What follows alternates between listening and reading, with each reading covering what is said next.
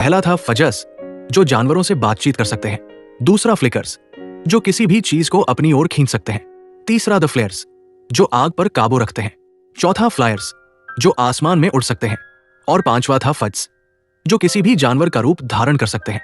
समूह तय करने के लिए सभी बच्चों को परीक्षा देनी थी।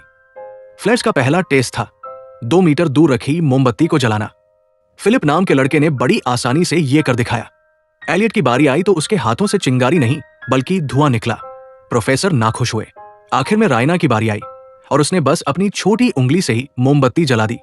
सबसे बेहतरीन प्रदर्शन। इसके बाद फजस का टेस्ट हुआ। एक कुत्ते से बातचीत करके उसके जवाब समझने थे। तीसरे टेस्ट में पेपर नाम की एक लड़की से कहा गया कि वो गमले को अपनी ओर खींचे, लेकिन उसने गमला अपनी तरफ खींचने की जगह दूर धकेल दिया और वो दीवार से जा टकराया। बेचारी रिजेक्ट हो गई। उड़ने के टेस्ट में आंद्रे का भारी बैग उतरते ही वो इतनी तेजी से ऊपर उठा कि सीधे छत से जा लगा। प्रोफेसरों को सीढ़ियां लगाकर उसे नीचे उतारना पड़ा। आखिर में फज का टेस्ट आया। सामने रखी बिल्ली को देखकर 6 सेकंड के लिए उसका रूप लेना था। जब नौरी की बारी आई तो उसने रूप बदला जरूर, मगर 2 ही सेकंड में उसकी पीठ से पंख निकल आए। प्रोफेसर दंग रह गए। फिर भी उसे एक कार्ड मिला। सारे टेस्ट खत्म होने के बाद सभी बच्चे एक मैदान में जमा हुए और अपने अपने कार्ड खोले। रायना का कार्ड देखकर उसकी आंखें चमक उठीं। वो फ्लेयर्स ग्रुप में थी। लेकिन जब नौरी ने अपना कार्ड देखा तो उस पर लिखा था UDM। नौरी को समझ नहीं आया ये कौन सा समूह है। प्रिंसिपल ने सबको कैफेटेरिया भेजा अपने अपने ग्रुप की यूनिफॉर्म लेने। नौरी को UDM के निशान वाले रास्ते पर जाना था। उसने रायना को अलविदा कहा और जंगल की पगडंडी पर चल दी। आगे जाने पर उसे UDM हेडक्वार्टर्स मिला। जमीन के नीचे बना एक हॉल। वहां बर्ड ने उसका स्वागत किया।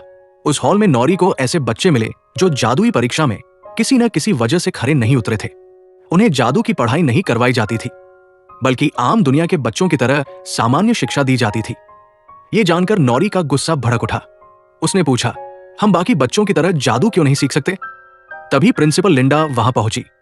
उन्होंने बताया कि UDM का मतलब है अपसाइड डाउन मैजिक, यानी उल्टा जादू। ये वो बच्चे हैं जिनकी जादुई शक्ति न सही ढंग से काम करती है, न उसका कोई व्यावहारिक उपयोग है। लिंडा ने कहा, तुम लोग कभी अपनी शक्तियां ठीक से इस्तेमाल नहीं कर पाओगे, इसलिए बेहतर यही है कि यहां रहकर धीरे धीरे इन्हें भूल जाओ। जब एक बार ये शक्तियां खत्म हो जाए तो तुम असली दुनिया में वापस जाकर आम बच्चों के साथ पढ़ सकते हो। फिर लिंडा ने एक पुरानी घटना का जिक्र किया। साल 1989 में रेजिनल रॉबर्ट्स नाम के एक बच्चे के साथ कुछ भयानक हुआ था। वो शैडो मैजिक, काले जादू का शिकार हो गया था।